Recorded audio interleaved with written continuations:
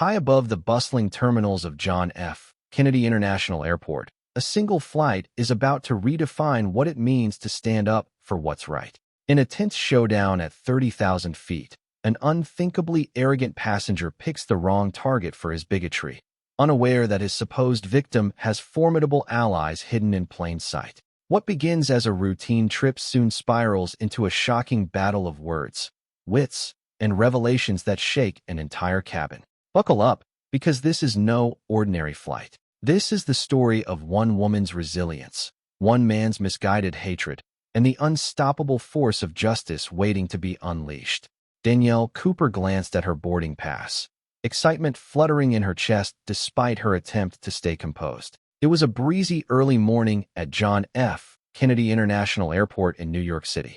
The sounds of overhead announcements, rolling luggage, and murmuring crowds converged around Gate 47, where her flight to Los Angeles would soon depart.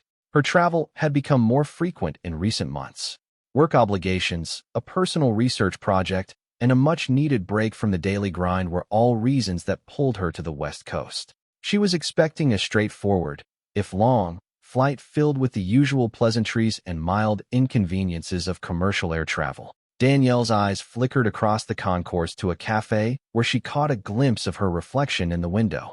She was dressed in a simple, comfortable outfit. She wore soft black slacks, a crisp white blouse, and a light jacket. If anyone had bothered to observe her more closely, they might have noticed her poised posture and that she seemed far more focused than the average traveler. But her calm demeanor blended in with the throngs of people waiting by the gate, just another face in the sea of travelers. Yet, this was no ordinary flight, at least not for the people who truly knew who Danielle Cooper was. For months, she'd lived under a spotlight that most never realize exists. Shocking events had placed her name on certain watch lists, some benevolent, some hostile. Quietly, she had the protection of 2 U.S. Marshals traveling incognito, watching every subtle move around her. Danielle wasn't just a busy professional. She was also a federal judge, recently assigned to high-profile cases targeting dangerous groups. Threats against her had soared, necessitating extreme measures. Although she did not wear the black robe in the airport, nor did she openly show any emblem of her profession, she was never truly alone. Outside the gate area, the marshals were discreetly positioned. Both men looked unassuming. One wore a worn leather jacket and casual jeans. The other sported a baseball cap pulled low, his expression unreadable. They observed Danielle from a short distance, exchanging the briefest of nods when her eyes swept in their direction. Their vigilance was polished, refined. They'd been tailing Danielle on every flight for the past 2 months, ever since a particularly violent threat had landed on a federal wire. But Danielle herself moved through the crowd with an air of gentle confidence. She was not the type to live in fear. In the spirit of normalcy, she tried to go about her day. After a brief moment deciding whether she needed a coffee, she eventually chose a bottle of water and took a seat at the gate. She perused the bright screen on her phone, casually checking updates on her cases, then switching to social media to take her mind off work. Unbeknownst to her, a storm of hatred was already brewing in a corner of that boarding area. Someone who noticed her disliked what they saw and was already stirring trouble behind the scenes. Boarding began. As Danielle waited in her designated zone, she felt a presence behind her, someone's eyes drilling into the back of her head. Turning slightly, she caught sight of a man in a rumpled navy suit scowling at her. He was tall, heavy-set, with graying hair around the temples, and a stiff posture that gave him an air of self-importance. His face was contorted into an expression of obvious displeasure. Danielle wondered if she was blocking his path, so she instinctively stepped to the side, but he didn't move. He just kept staring. Danielle offered a polite smile. "Go ahead," she encouraged, gesturing to let him pass in the line. The man's lip curled slightly, as though repulsed by her mere courtesy. But there was little time to process his reaction because the line began to advance. People moved forward, scanning their boarding passes. The flight crew smiled as they gestured passengers aboard. Danielle stole a quick glance at the 2 marshals. One had merged seamlessly into the line behind her.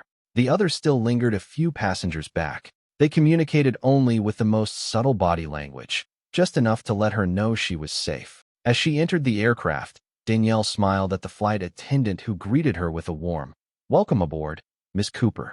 Danielle appreciated that small moment of recognition. She found her seat, 21B, an aisle seat in the main cabin. She carefully stowed her carry-on bag in the overhead compartment, retrieving a small novel and her phone before settling in. And there he was again, the tall man with the pinched expression that seemed permanently etched onto his face. She saw him scanning the row numbers with an impatient glance. His ticket read 21C, the seat right across the aisle from her. She prepared to put on a neutral expression, determined not to let any sense of foreboding spoil her trip. After all, she'd encountered unfriendly people in her line of work many times.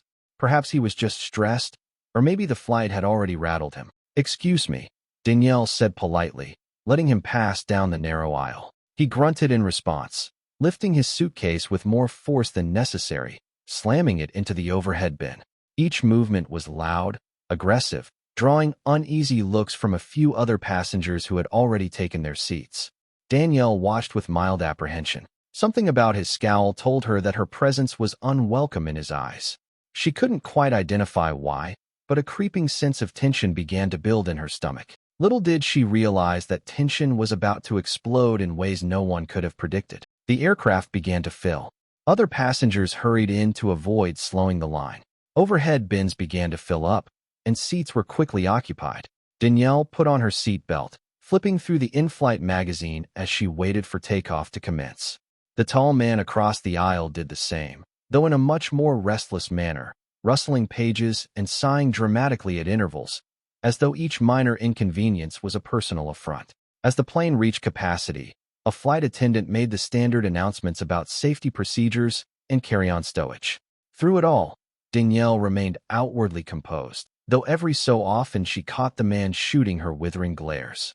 She tried to ignore him, focusing instead on her reading material and the tasks she'd set for herself, such as finalizing notes for an upcoming hearing, checking a few scheduling details, and possibly finding time to watch a movie on the in-flight system. Then came the moment that first escalated things. The flight attendant began walking down the aisle, verifying seat belts and overhead compartments. When she paused at the man's rota request that he stow his laptop bag under the seat, he let out an audible grunt. "Is there a problem, sir?" the attendant asked courteously. He glanced at Danielle, then at the attendant, the beginnings of a sneer forming at the corner of his mouth. "I can't believe you're giving me instructions when the flight is letting just anyone on board."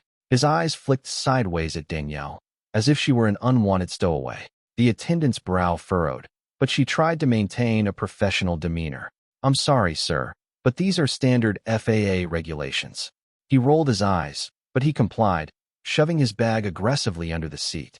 Danielle's heart sank. She recognized the subtle implication in his words. Letting just anyone on board was an all-too familiar phrase coded in prejudice. She had dealt with such veiled remarks before, but the hostility in his tone made her uneasy. Glancing diagonally behind her, she caught sight of one of the marshals. He was 2 rows back, discreetly observing. His mouth was set in a neutral line, but he gave her a quiet, reassuring nod when their eyes met. If anything were to escalate, he was there, and so was his partner. The flight began its pushback from the gate, and the cabin lights dimmed slightly as the plane taxied onto the runway. With a slight hum from the engines building, the plane readied itself for takeoff. Danielle took a deep breath, intentionally visualizing the steady climb into the sky and the promise of landing safely on the other side of the country, away from the tension next to her. But as soon as the plane lifted off, the man's annoyance magnified. He shifted in his seat, muttering to himself in a voice just loud enough for those around him to hear, offering passive-aggressive commentary about how they let people run wild, or what's become of public transportation these days. The more he muttered, the clearer his disdain for Danielle appeared. His body language was hostile.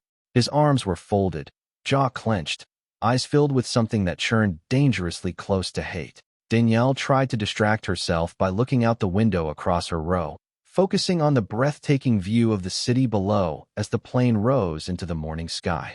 She forced a smile, reminding herself that soon this leg of the journey would be over, and she could continue her work in Los Angeles. But the man's energy was too potent to ignore for long. The pilot's voice crackled over the intercom, welcoming passengers aboard American Airlines Flight 481 from New York to Los Angeles, outlining the flight duration of around 6 hours, weather forecasts, and approximate arrival times. Danielle listened intently, hoping to glean anything that might help her keep her mind busy instead of dwelling on her neighbor's blatant hostility. Deep inside, a pang of worry flickered. What if by some strange coincidence this man recognized her? She was, after all, a federal judge presiding over some explosive cases. Maybe he had read news articles. Maybe he had an axe to grind with the justice system. The possibility lingered, unsettling her. But she couldn't jump to conclusions. She had no evidence that he knew who she was. Yet, his scowls continued to sharpen every time he laid eyes on her. Something told Danielle that her mere presence offended him, and it likely had nothing to do with any legal matter. It was the color of her skin that sparked his anger. She had seen that expression before in courtrooms where certain defendants seethed at the idea of being judged by a black woman. She had felt it in public spaces where biases were laid bare. And that knowledge added a silent tension to the flight that shouldn't exist in 2025. It happened about 30 minutes into the flight. While the plane leveled off at cruising altitude, a flight attendant was offering beverages. Danielle politely asked for water with ice. The attendant handed it to her with a bright, professional smile. She began to take a sip, only to hear the man across the aisle hiss in her direction. "You're the reason traveling has become unbearable," he muttered, just loud enough for Danielle to hear. She lowered her cup, turning her gaze to him. "Excuse me," she asked softly, hoping she'd misunderstood. He didn't look at her directly, but continued in that same bitter tone. "I said people like you ruin things for everyone else. Always special treatment, always a problem." She felt her pulse quicken. She inhaled deeply, forcing her voice to remain measured. "I'm not sure I understand what you mean," he scoffed, finally glancing at her. There was no mistaking the venom in his eyes. "You wouldn't," he said. "I can't believe they just seat anyone next to respectable folks. You should be at the back, not up here." Danielle felt her cheeks burn. She had faced racism before, but never in such an unprovoked, brazen way on an airplane. It was humiliating, enraging, and terrifying all at once.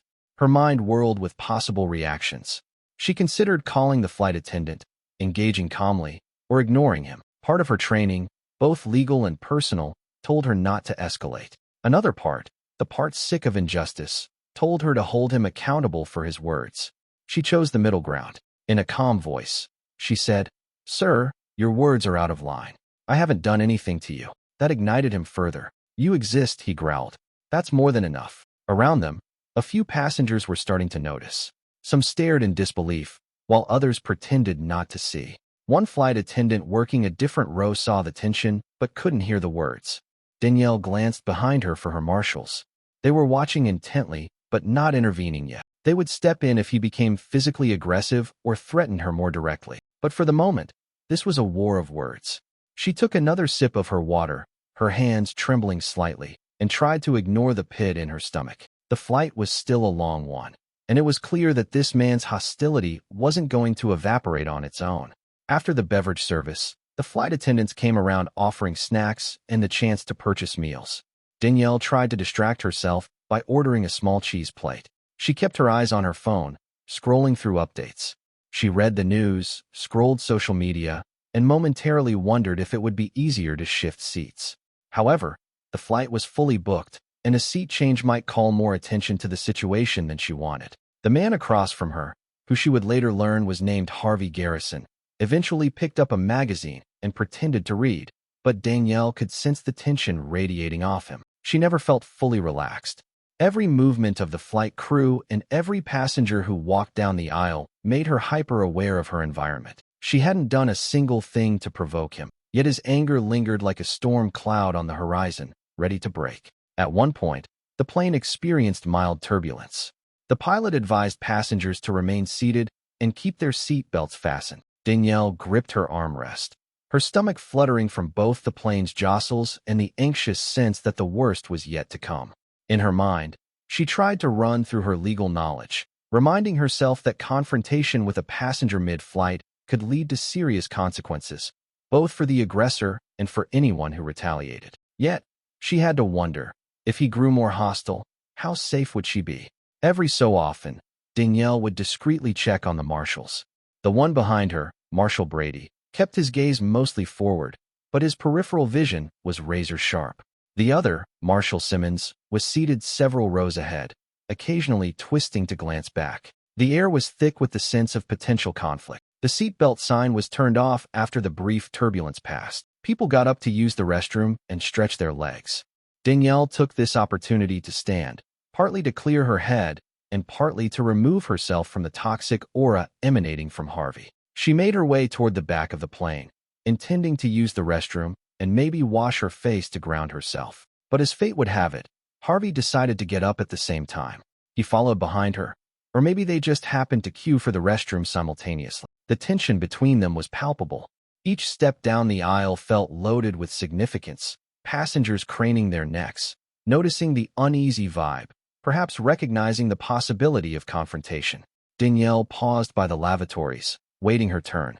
Harvey stood behind her, arms crossed. She could almost feel his breath on her neck. Then he leaned in, voice low and menacing. "I'm going to ask the crew to remove you when we land. There's no way people like you should be allowed on flights with normal Americans."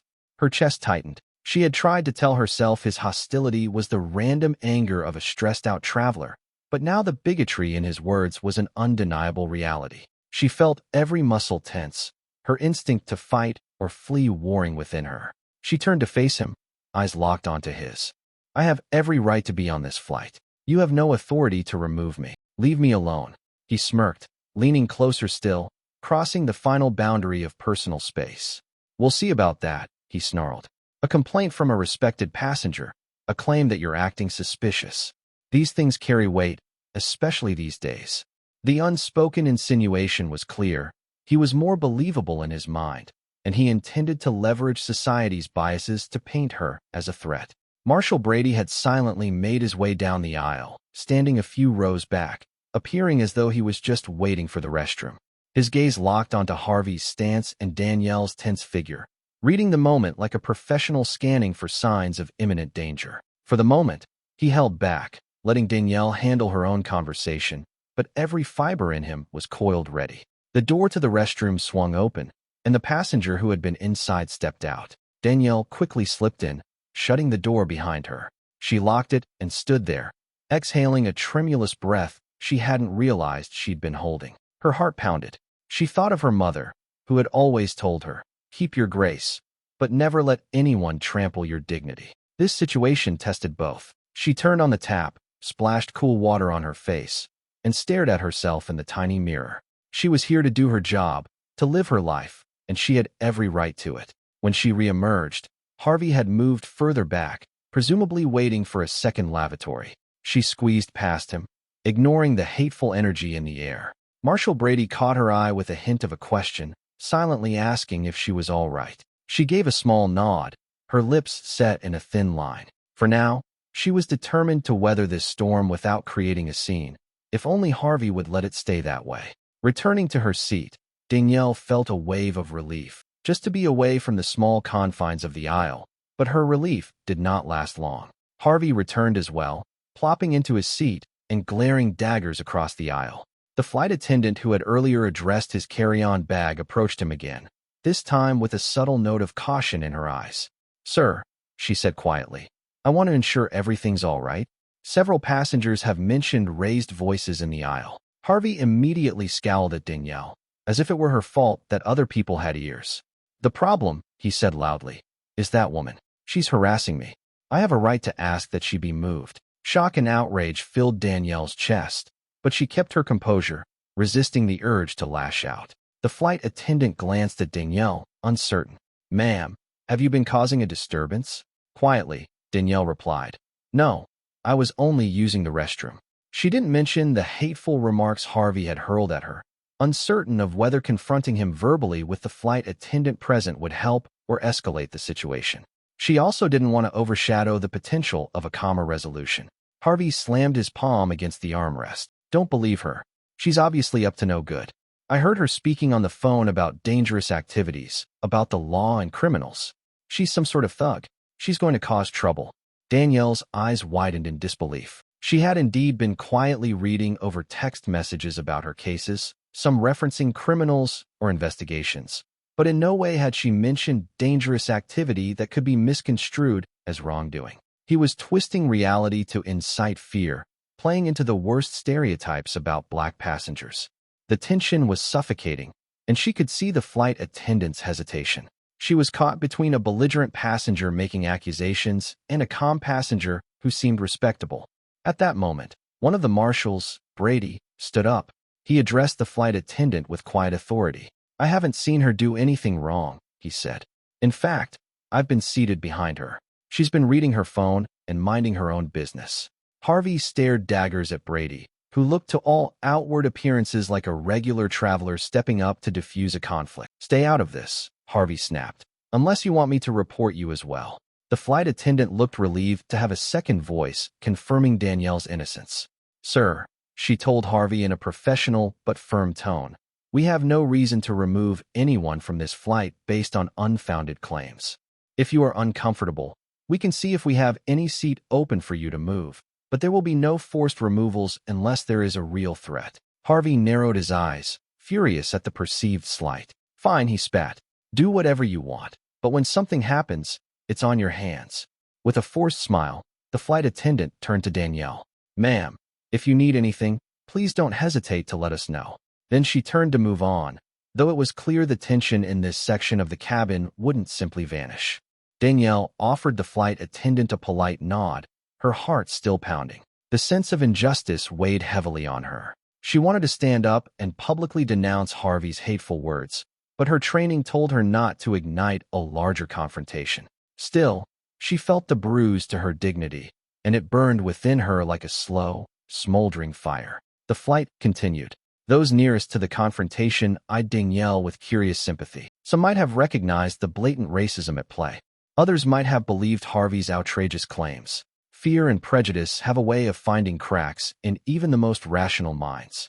Danielle could almost hear the second-guessing, see the doubt in some eyes, wondering, is she really innocent, or is there something else going on? Her mind drifted back to what had initially caused her increased security detail. She had presided over a major drug trafficking case involving a violent cartel. Some threats were made directly against her life, describing horrifying consequences if the verdict didn't go a certain way. The U.S. Marshals had insisted on full-time protection, including on planes.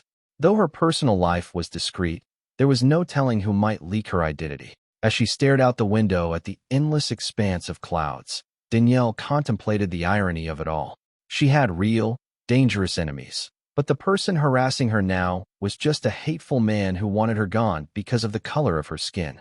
She felt an odd mix of relief and sadness that this was the conflict she was dealing with rather than a professional assassin. Yet, bigotry was its own ugly threat, one that existed within the everyday spaces where one should feel safe. Meanwhile, Harvey simmered in his seat. He occasionally shot whispered tirades to any passenger who would listen. A few travelers nodded politely, trying to extricate themselves from his rant. Others responded with a simple, "Let's just keep the peace." He was furious that the flight crew hadn't catered to his demands, and that only fueled his anger further. For the moment, though, he stayed seated, fuming silently. It was around halfway through the flight when the pilot announced they would experience a slight detour to avoid a storm system. This meant they would be in the air longer than initially planned. Groans and sighs echoed through the cabin, but the flight attendants assured everyone that safety was the priority. Many passengers tried to settle in, perhaps catching a movie, reading a book, or napping. Danielle herself considered losing herself in a film or listening to music to tune out the negativity swirling around her. Then came the moment that started unraveling everything. A passenger seated 2 rows ahead, who had overheard bits of Harvey's ranting, turned around and said to Danielle, "Don't let him get to you. I heard what he was saying. It's just ignorance." Danielle appreciated the kindness, but Harvey used that moment to jump in with a raised voice. "Ignorance? You think I'm ignorant? I'm a paying, law-abiding citizen. I can spot trouble when I see it. And this woman? She's trouble." The passenger who had offered Danielle encouragement turned to Harvey, exasperated. "Man, do you even hear yourself? You're being ridiculous." Emboldened, Harvey unbuckled his seat belt, leaning into the aisle. "Ridiculous, am I? You see who tries to speak up for her? Another misguided fool. But let me tell you all something. People like her want special treatment, to take over everything, and we're just supposed to sit back and let it happen? Well, I won't." At this point, the flight attendant who had dealt with him before hurried over, politely but firmly instructing him to remain seated and lower his voice. But Harvey, almost frothing with self-righteousness, gestured wildly. I'm telling you, you better land this plane and get her off. She's dangerous. We can't be sure she's not a terrorist or something worse. Danielle felt her blood run cold. The word terrorist had crossed a dangerous line in post-9/11 travel. That accusation was heavy. She clenched her fists, forcing herself to remain calm. People were now definitely staring. Many pulled out their phones, perhaps to record the outburst. Marshal Simmons, from his seat, cleared his throat loudly to catch the flight attendant's attention, signaling that this situation needed to be addressed before it spiraled further. The flight attendant nodded, but before she could intervene effectively, Harvey started pressing the call button repeatedly, summoning more staff. "This is an emergency," he insisted with a holler. "We're not safe with her on board. Who knows what she's planning?" Two flight attendants and the head purser converged at Harvey's seat. The purser, a tall woman with an air of seasoned authority, addressed Harvey directly. "Sir, we need you to calm down. You're alarming the other passengers." Harvey stabbed a finger in Danielle's direction. "She's the threat. Remove her, or I'm making an official complaint to American Airlines that you endangered us all by ignoring my warnings." The purser's eyes flashed with professionalism and a hint of frustration. "Sir, we have no evidence that she poses any danger. If you continue to disrupt the flight, we'll have no choice but to file a report with the authorities once we land." Danielle silently thanked the purser for not caving to the false, bigoted accusations, but she also felt that dread, that feeling of being singled out. It was humiliating to have to rely on strangers to confirm her right to exist peacefully. Marshal Simmons stood up, stepping into the aisle for the first time in a more official capacity. "Is there a problem here?" he asked, his tone calm but firm. Harvey glowered at him. "Who are you? Her boyfriend? You can't do anything about this, pal." Simmons reached into his jacket pocket, producing his official identification so only the flight attendant and the purser could see it. His voice was low. "I'm with the United States Marshal Service, and I can assure you that this passenger is no threat. Your behavior, on the other hand, is out of line. Let me advise you to stop causing a disturbance."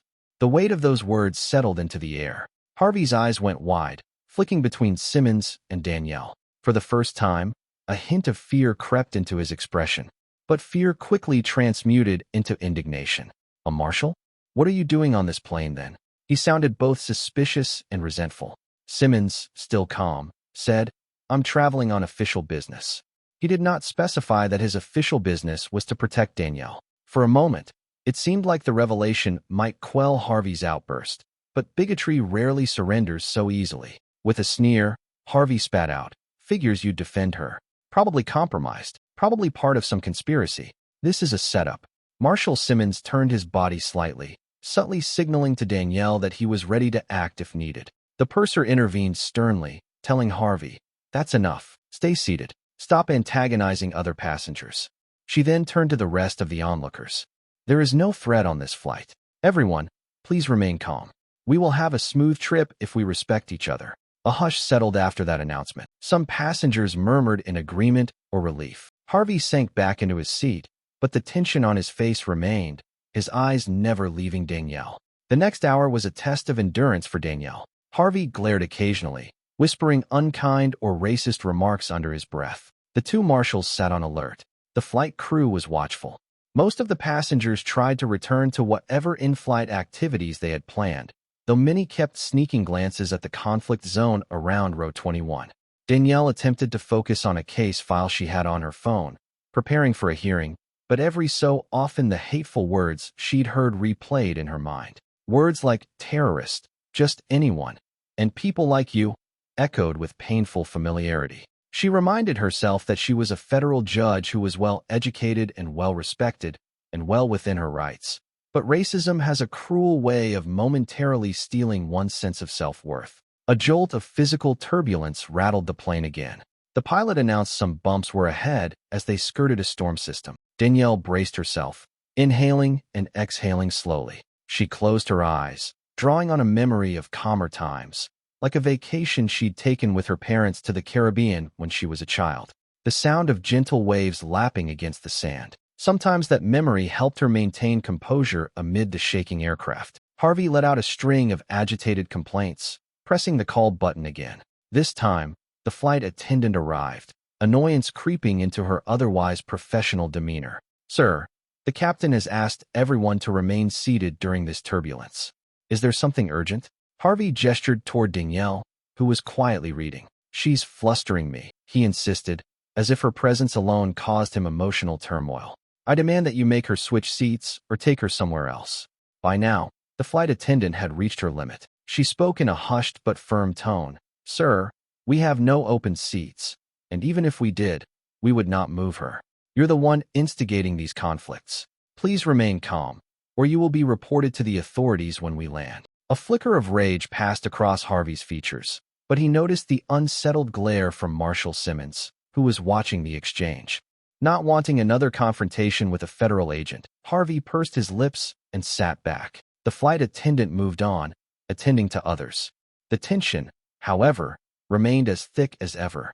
It happened just as the turbulence subsided. The plane leveled out, and the seatbelt sign was switched off again. Passengers began to relax, some dozing, others reading or watching movies. Danielle let herself exhale a cautious sigh of relief, hoping that perhaps the worst had passed. But the peace did not last long. A flight attendant passed by with a trash bag to collect empty cups or food wrappers. She paused at Harvey's row, and he quickly cornered her with renewed hostility. I need to make a complaint, he said, his voice dripping with entitlement. The flight attendant, in a clipped tone, replied, I'll pass your concerns to the purser. Now, if you'll excuse me. Harvey grabbed her wrist, not hard enough to cause real harm, but enough to violate the boundary of decency. Don't you walk away from me, he snarled. Instantly, alarms went off in Danielle's head, as well as in the minds of the nearby passengers. The flight attendant tugged her wrist free, stepping back. Sir, do not touch me, she said, eyes wide with indignation. Almost in unison, Marshal Brady stood up from his seat behind Danielle, while Marshal Simmons unbuckled his seat belt ahead. They exchanged a swift look, silently coordinating. Danielle watched, heart pounding. This was the moment she feared, the moment where everything could spiral out of control if not handled carefully. Brady, trying to calm the situation, spoke calmly. Sir, you need to calm down and keep your hands to yourself. You've caused enough disturbance on this flight. Harvey's eyes darted between Brady and Simmons, who now stood in the aisle, effectively blocking Harvey from moving further. Then Harvey swung his gaze to Danielle, pointing a trembling finger at her. It's her fault. She's the one who...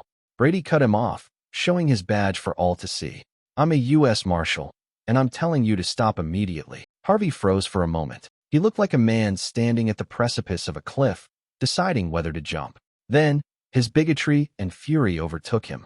I don't care who you are, he shouted, voice cracking. Do your job and protect us from her.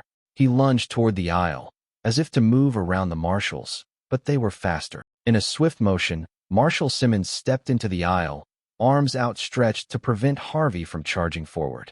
Harvey's momentum collided with Simmons, but Simmons was solidly built and well-trained. He deflected the man's attempt to break past him. Marshal Brady, seeing that the situation was becoming physically dangerous, moved to help restrain Harvey. Sir, you need to sit down, Brady said, voice steady with the commanding authority of law enforcement. The flight attendant, shaken, looked at the marshals with wide eyes. Danielle felt her pulse thunder in her ears. She was trapped in the row, forced to watch the confrontation. The entire cabin was now on high alert, passengers straining to see what was happening. Some were filming the altercation, phones raised to capture every moment. A hush fell, broken only by the rush of air from the plane's ventilation system and Harvey's furious panting. Harvey, now cornered, spat out words that dripped with unfiltered hate. You don't understand. This is my country. People like her don't belong. And I'll be damned if I share a plane with. Brady and Simmons exchanged a look. That was enough. They had tolerated his words as long as it remained nonviolent. But now he was borderline assaulting flight crew and making disturbing remarks that threatened passenger safety. They had the authority and the duty to take him into custody if he posed a threat to the flight.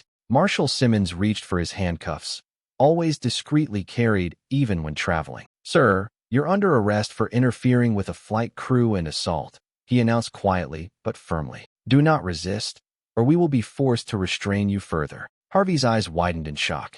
It was as if the gravity of the situation finally dawned on him. A hush fell over the onlookers.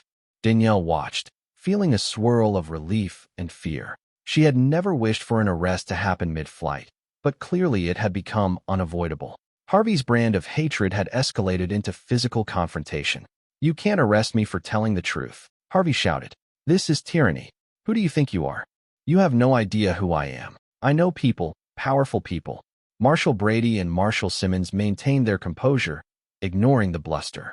"Place your hands on the seat in front of you," Brady instructed. Harvey, face flushed with rage, seemed on the brink of compliance, then twisted, trying to snatch the seat belt from Simmons in a bizarre attempt to lash out. But his movement was slow and clumsy compared to the marshal's training. They pinned his arms gently but firmly, avoiding unnecessary force. In a matter of seconds, he was handcuffed. Gasps and murmurs rippled through the cabin. The flight attendant hurried to the phone to inform the pilot of the arrest in progress. Danielle felt her heart hammering in her chest, relief mixing with shock at the surreal spectacle. She never wanted this confrontation, but she couldn't deny that justice was being served. One part of her mind whispered a small, defiant yes. With Harvey effectively subdued, the marshals guided him toward a seat in the back of the plane, away from other passengers. As a flight attendant cleared a spot, he spewed curses and racist epithets under his breath, but with his hands cuffed and 2 U.S. Marshals flanking him, there was little else he could do.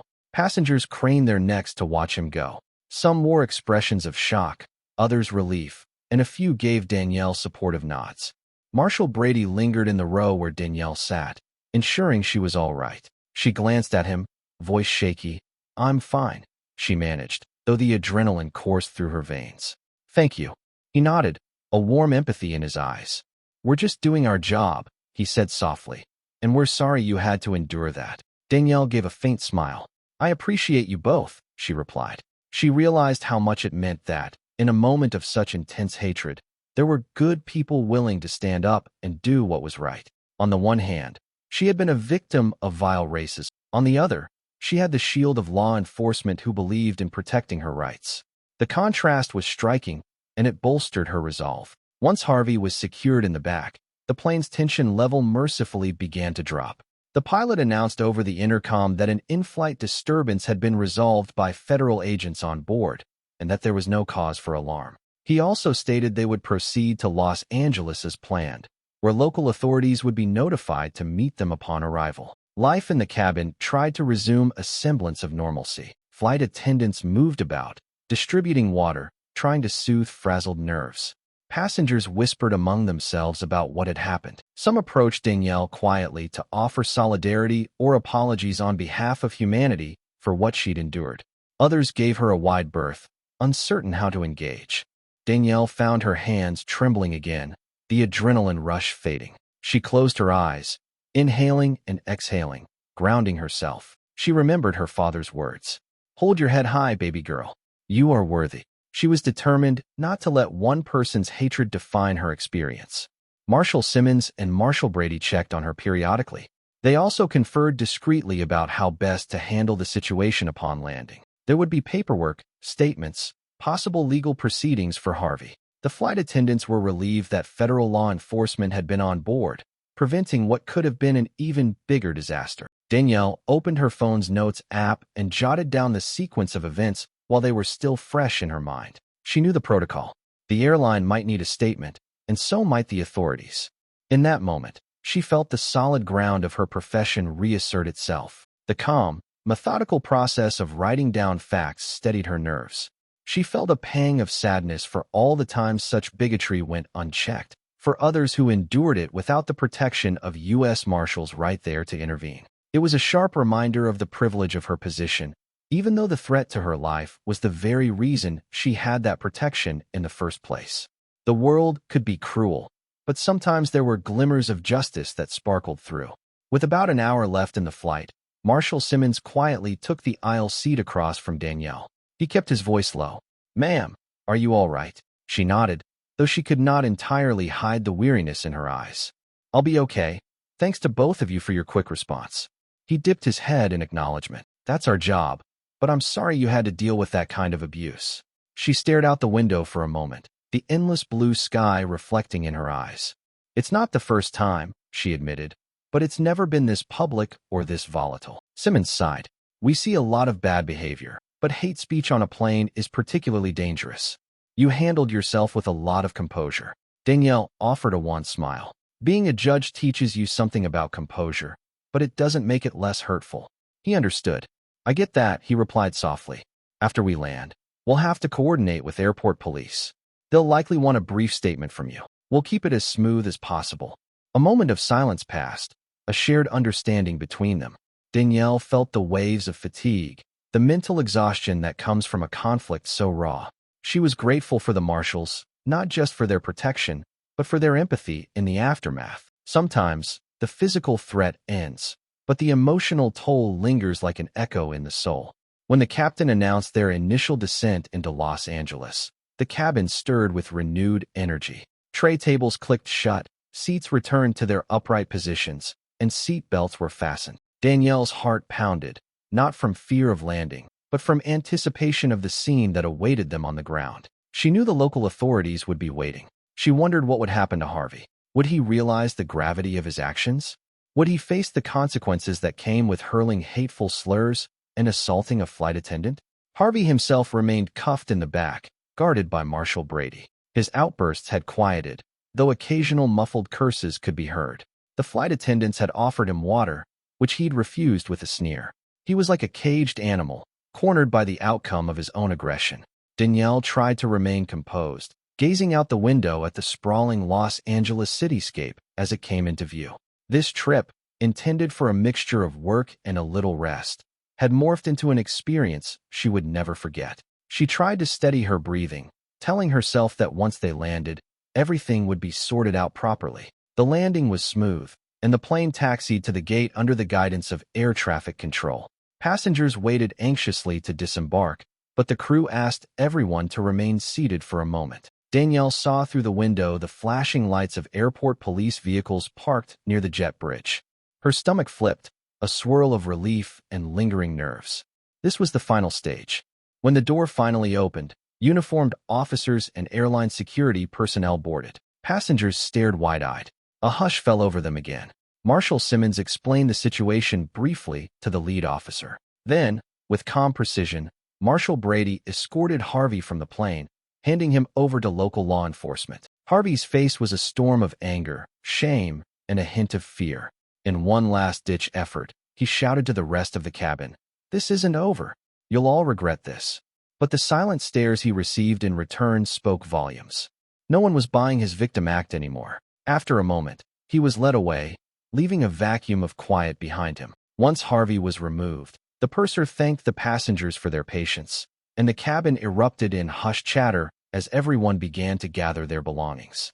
Danielle was asked to remain on board briefly, as the authorities wanted a statement. She complied, stepping off the plane only after most passengers had deplaned. Some whispered words of solidarity as they passed her, saying things like, "Stay strong. I'm so sorry you had to go through that. Thank you for handling it with grace." She nodded in acknowledgement, her emotions a swirl of gratitude and weariness. Outside, she provided a quick statement to an airport police officer, describing what had happened. Marshal Simmons corroborated her account. The flight attendant who'd been grabbed also gave her testimony, tears of anger and relief welling in her eyes. The officer thanked Danielle, apologizing on behalf of the city for such an unpleasant welcome. Danielle gave a small shrug. "Not your fault," she said softly. "Racism exists everywhere." With that, the matter was formally in the hands of local law enforcement. Danielle and the Marshals made their way into the terminal. The day had been long, draining, and jarring, but it was finally over, at least for now. Once inside the terminal, Danielle found a quiet corner to collect herself, her marshals on either side. She made a few calls. First, she called her court clerk, informing them that she had arrived, but might be delayed dealing with official follow-up on the incident. Then, she spoke to her mother, who had texted her multiple times after hearing rumors about an incident on a flight.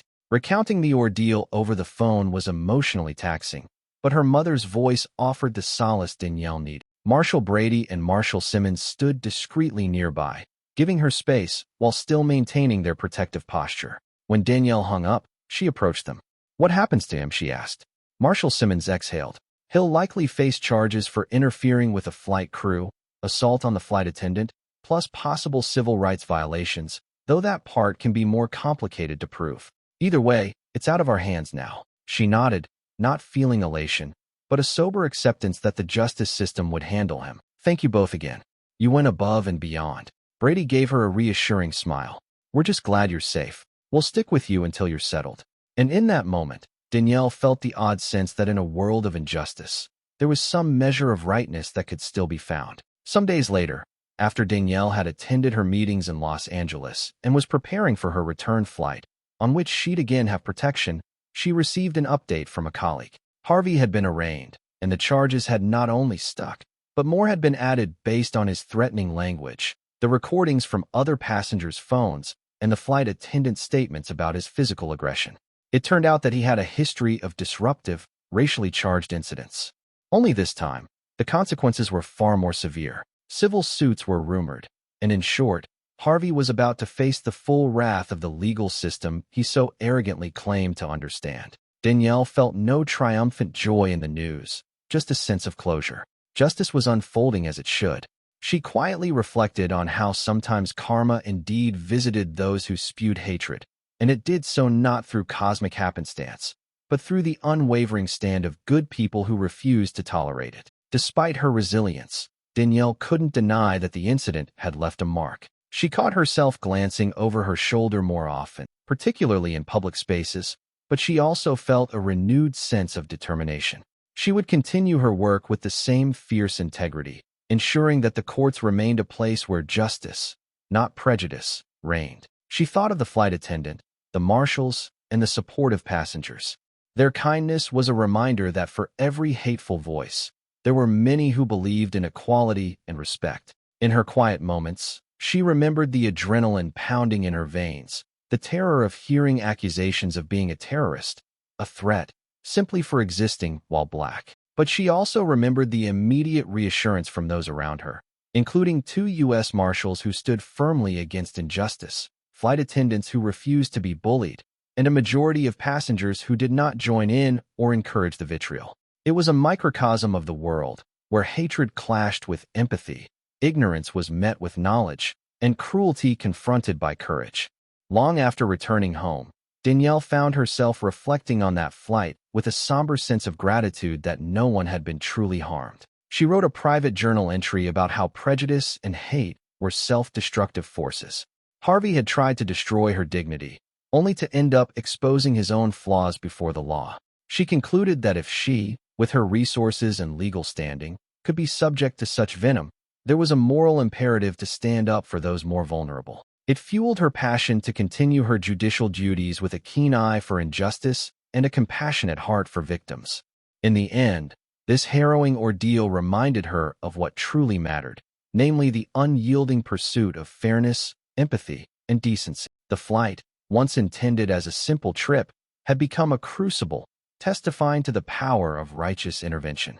And from that crucible, she emerged more certain than ever of who she was and what she stood for. Sometimes the darkest storms reveal the brightest acts of courage. Danielle's flight was anything but ordinary.